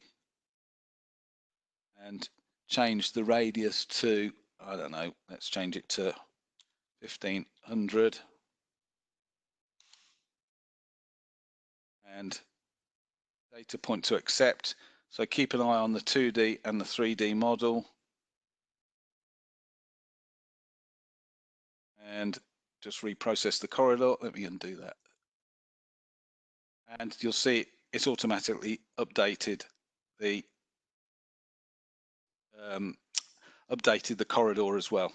So as I say, everything's associated with each other, and when one thing changes, everything associated with that particular entity changes as well. So this parametric design coming into play here. So as I say, any feature you change will automatically change anything associated with that particular feature. Okay, I just, as I say, just wanted to quick look at, mention a few things. I realise we're getting towards the end of our time, but some design analysis and reporting tools in here. If we go to back to geometry, there are some standard geometry reports that we can do. So this is our horizontal geometry report. I'm just going to locate my piece of geometry, reset to complete, start chainage, an end chainage, an interval, include profile, active profile. And these are the kind of, this is the information that you can get out of the reports. That's just an alignment, horizontal alignment review, and there should be a vertical alignment review as well. So full reports on everything we've created. And I mean, there are an infinite number of reports we can do, far, far in excess of what you can do in MX. You get a nice control line, tabularized control line, data output, curve tables, alignment intervals, alignment length, simple alignment length. So a myriad of reports in here. And the beauty of this as well is, if I look at horizontal review, that's a typical one. These can be saved as whatever format you want, XML, XLS, Word document. So you can save these as a nice Excel spreadsheet as well. The reporting inside of OpenRoads Designer is infinitely more user-friendly, and the format that it produces is so much better than it was in MX. But as I say, many reports. A couple of last things quickly to mention in inside of the reports or the analysis side of things is component quantities. So according to whatever we've set inside our template, we can get component quantities. And again, it's a very simple report. It doesn't take much to do, but it does require a certain amount of work to set up with inside the template. So if you remember in the template, can you mute yourself, please? Can you mute yourself? Do you remember, if you remember in the template, there were several layers set up inside of the template? Well, that's where this information comes from. Hi, thank you. Can you mute yourself? Can you mute yourself, please? Dhruv Harijan, please. Okay. So this component quantities is a really useful functionality, and it's really quick to do as well. There's also the ability to do end area volumes as well, which is under, oh, you need to go back to terrain and the volumes here, create cut and fill volumes, and that's the end area. Hi, please can you mute yourself? Thank you. So there is the option of doing end area volumes as well. We're trying to get people away from end area volumes and to use the component quantities.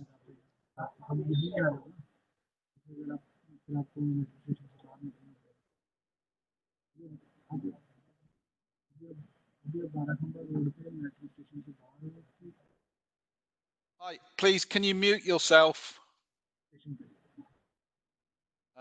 Okay, so that's volumes, and we've got 10 minutes, and I just want to run quickly through some drawing production. Just one other thing to mention: site visibility is available, and again, it's rules driven. So the site visibility rules associated with your organisation are available, and again. Can we get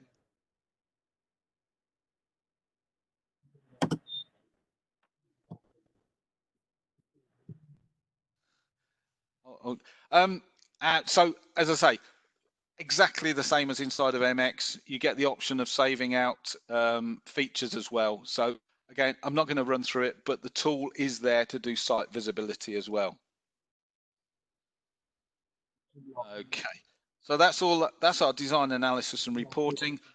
I'll come back to the federated model in a second because I just want to very quickly run through some drawing. Again, this is not meant to be a detailed drawing training topic. To my mind, there are significant improvements on the drawing tools available inside of MX.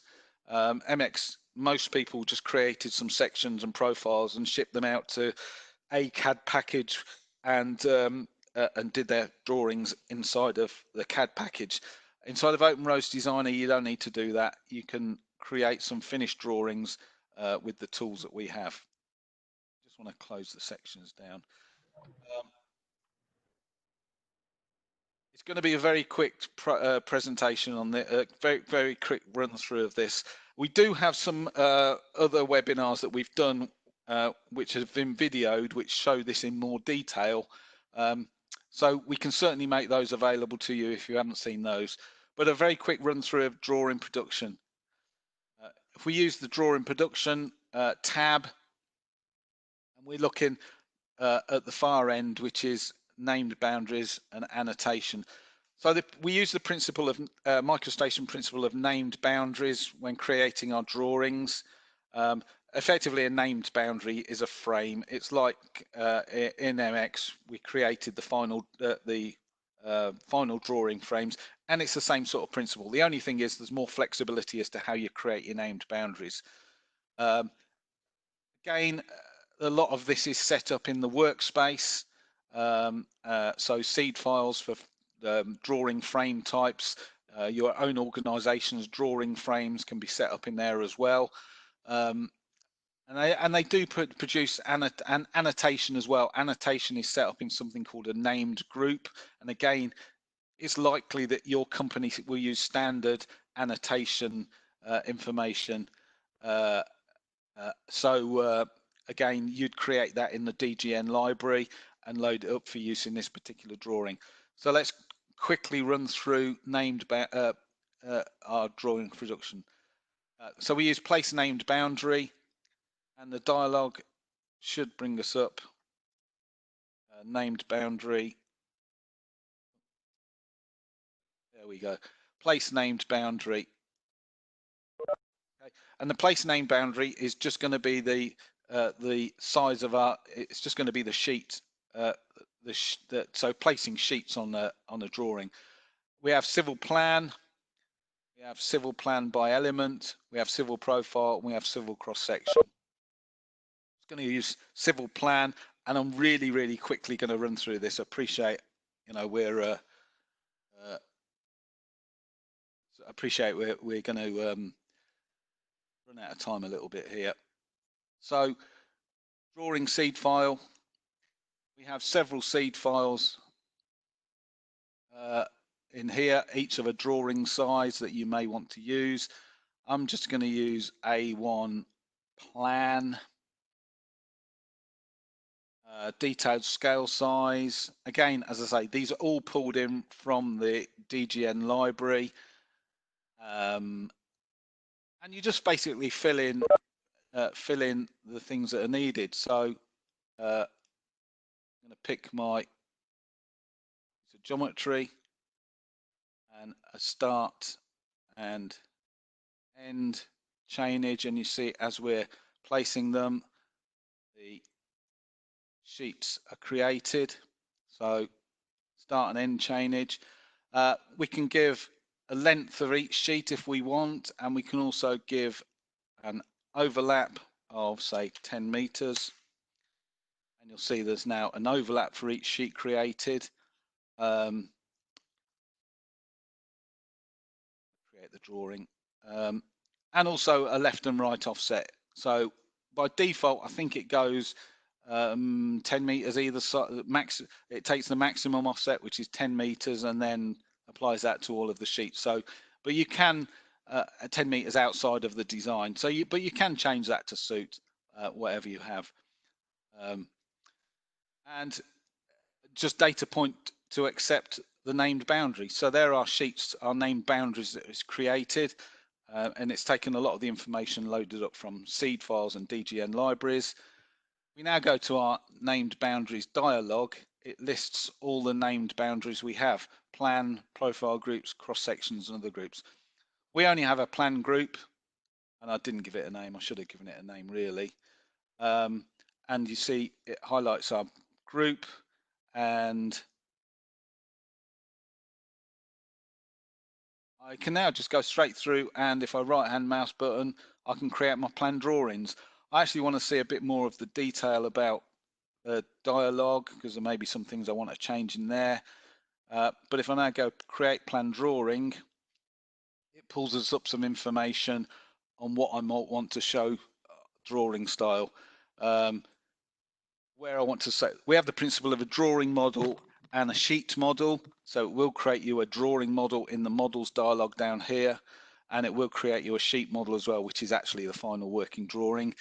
And it pulls these seed files from the ones we picked earlier. We can put some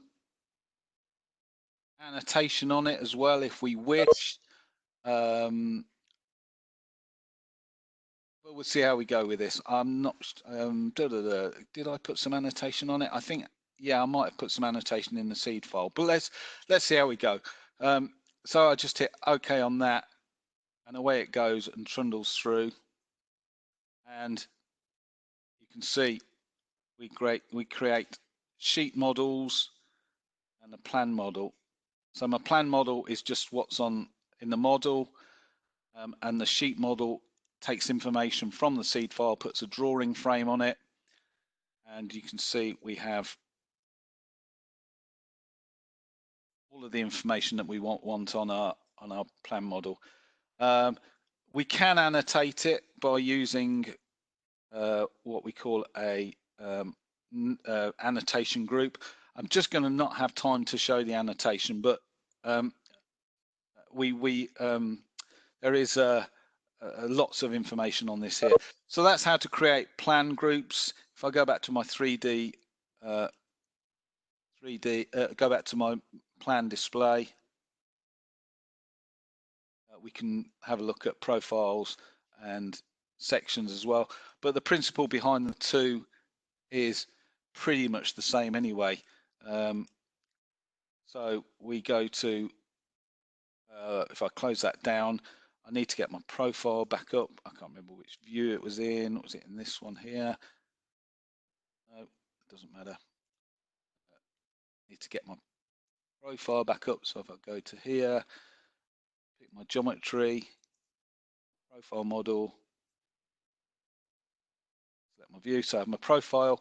So when I go through the named boundary process for profiles, pick a seed file again, A1 profile, and just repeat the process really. Go through and pick my piece of geometry, select my start point, start location, end location, I don't think it's picked my geometry. Name boundary, place name boundary, A1 profile. Oh, I have to pick my name geometry there, that's right. Start location. Start location. Not sure. Oh, I've got it locked. That's what it is. There we go. Start location. Stop location. Sorry about this. Place named boundary.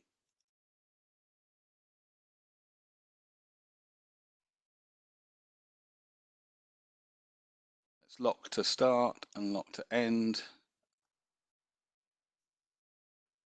And data point. What have I missed? Name.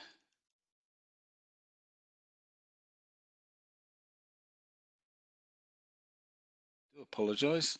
This has been working fine. Let's try a different seed file.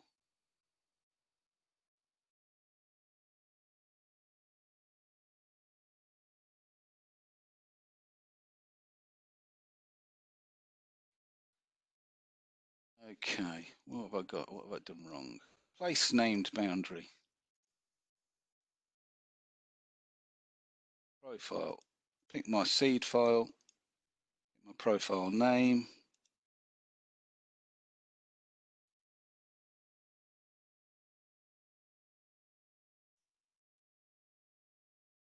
Okay, wonder what's gone wrong there. Just bear with me a second. Okay, I'll come back to profiles in a second. Let's have a go at place named boundary. Let's have a go at cross sections. And again, the principle exactly the same. Pick a seed file, pick my piece of geometry. You can pick this off the 3D model.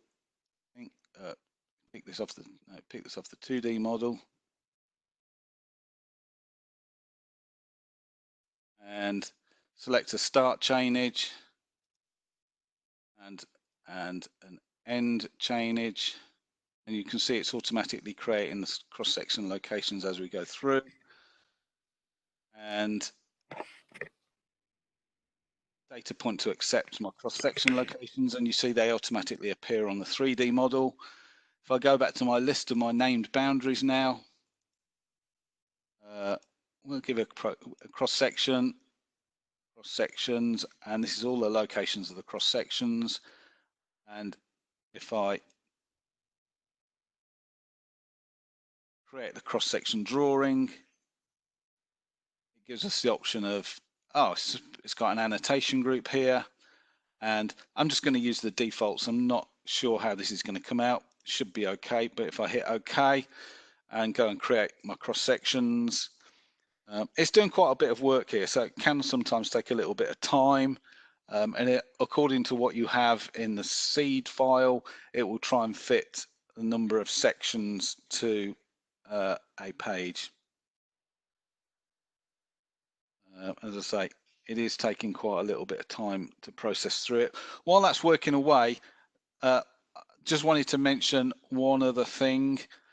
References and model federated model building.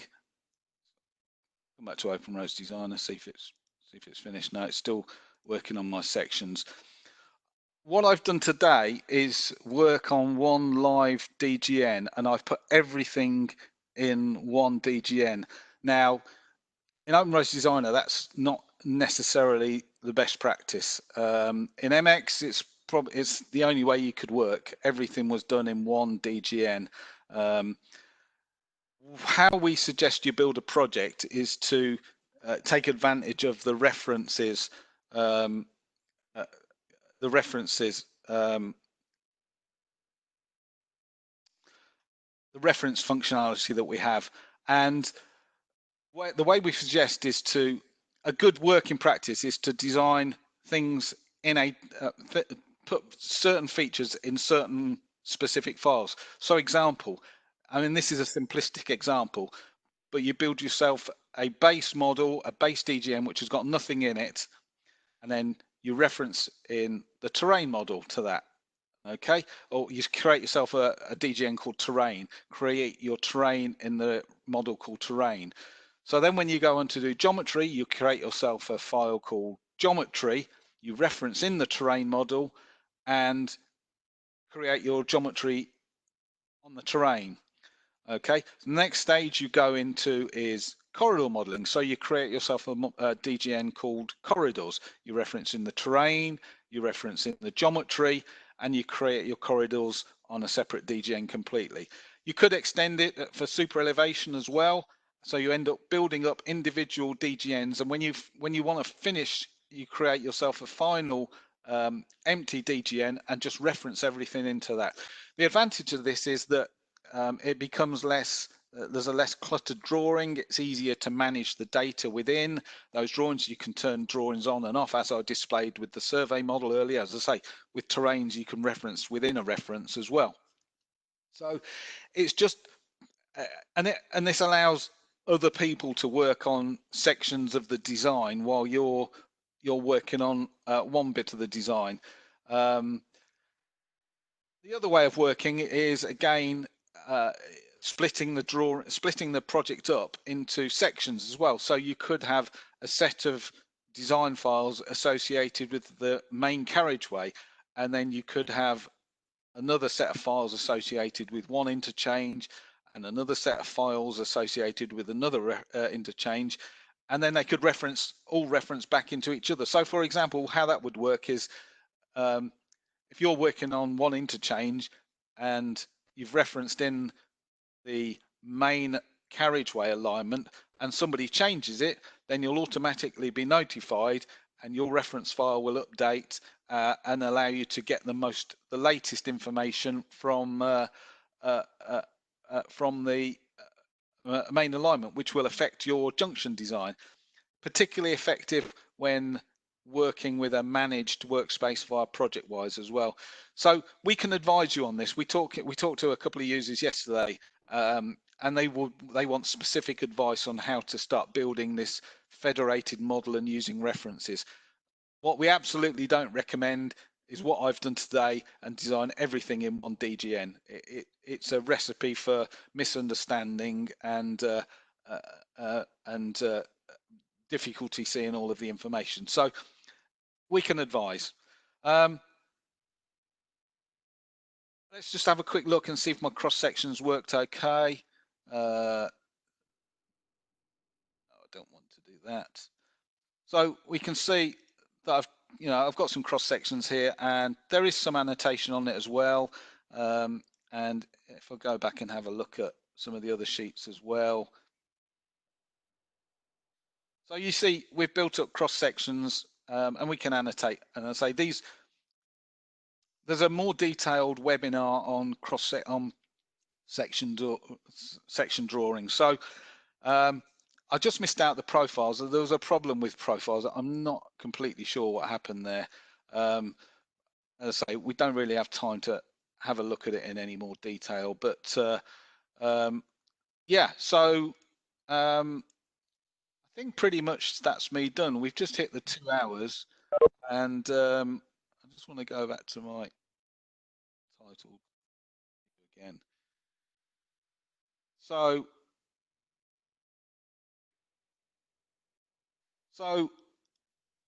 let's see if there was anything else I was going to cover. Drawings we've talked about. Civil cells. I haven't really mentioned civil cells. I mentioned linear templates, but civil cells are a tool which allow you to build up a reusable cell. So for example, maybe a mini roundabout or a typical Bellmouth junction, and then you can use it again and again. So it's building up a library of geometric features which you can use again and again. There's lots and lots of information on the communities and on the Learn server about civil cells, but they're really useful if you're particularly, for example, estate design, if you're doing a housing estate and you've got lots of really similar standard junction types and turning head types, you could start building those up, and civil cells will work really well for that. And maybe or what else am I thinking about? Bus bays. You could create a bus bay civil cell or a lay-by civil cell, and I say, they can be placed into corridors and they automatically tie in with the corridor as well. But there's lots and lots of information on the web about civil cells, and it's functionality that just wasn't available inside of MX. In MX, you had to locally edit things via graphics or via an input file, and it just takes so long to do, and it's just so uninteractive. So yeah, there's some information on model detailing there. Just very quickly and finally, what to do with your design afterwards. MX was very limited in what you can do. You could basically create a DWG, and pretty much that was it. GenIO or LandXML if you wanted to get the data out. With OpenRose Designer, I mean, there are many export tools available. If we look under the export options, export DWGs, DGNs, DGN libs, exchange file types, you can create a really nice set of PDFs out of your out of OpenRose Designer. So, you know, particularly if you've got your sheet view here, you can create a PDF out of the sheet view. Very nice. Very nice way of creating some PDFs. And final one, not sure what I loaded up there actually. Just bear with me a second. The final one to mention is the ability to publish an iModel as well. I'm not sure how much information people have on iModels, but the ultimate here is to be able to publish an iModel to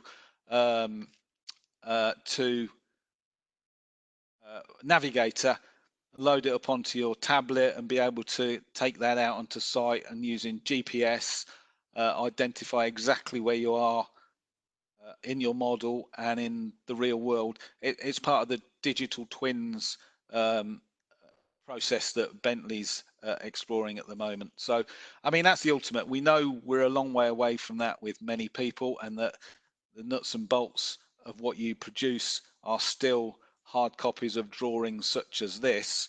Plan, profile, cross sections, absolutely, and that's why this functionality is in there. But ultimately, we're looking at being able to use the actual 3D model. Okay, just a couple of our advertising support really here. We have communities, and I urge you to use the communities. It's here, OpenRose, OpenSite, Designer, Communities. We have a forum which allows you to ask all sorts of questions. I urge you to use the forum. It's a very well populated forum. And also there's the wiki here, and we have many wiki articles, video clips on all sorts of aspects of OpenRose Designer. So I urge you to have a look here. There's also our civil YouTube site, which I have here, civil support YouTube site. And again, there are many video clips on how to use our civil products here. Really useful tools. And finally, the connection client, Connect Advisor, which is available from inside the product and allows you to search wherever you want for whatever you want. So you can look on the Learn server, communities, YouTube. So I urge you to look at Connect Advisor as well. Okay, I've seen several questions going through, which hopefully Purva and Amita are dealing with whilst we've been on the call. We have the ability to save out the chat, so I'll be doing that. And we'll be able to get back to anybody who has any information on chat. The session has been recorded, so we will make this and this afternoon's session available. I'm happy for you to ask any more questions via the chat window, but I appreciate we've gone 15 minutes over already. It's a really, really quick tour through Open Roads Designer and comparing it to MX. In my opinion now, Open Roads Designer is a design tool, is the design tool to use. I say this as a 25-year MOS MX user, and I've loved working with the product over the years. But I do believe now that everything you need, everything that you used to have with MX is now available and is extremely user friendly and much more fitting within current working practices and the ability to share your data with other people. It's the product, it's the way to move forwards, and as I say, MX has done its job. It doesn't owe anybody anything, but it is time for us as a civil community to embrace this new technology and move forwards and use Open Roads Designer. And as I say, I'm not saying that just as a Bentley employer. I do genuinely believe that this is the product that we have to move forward with now, and it will suit. It will fit into your workflows and your requirements. Okay. Thanks for your time. I think we'll end the call there. You can any questions you think about after the session, don't hesitate to email Purva or Amita or myself. I'm not sure whether I've put my contact details. I don't think I have.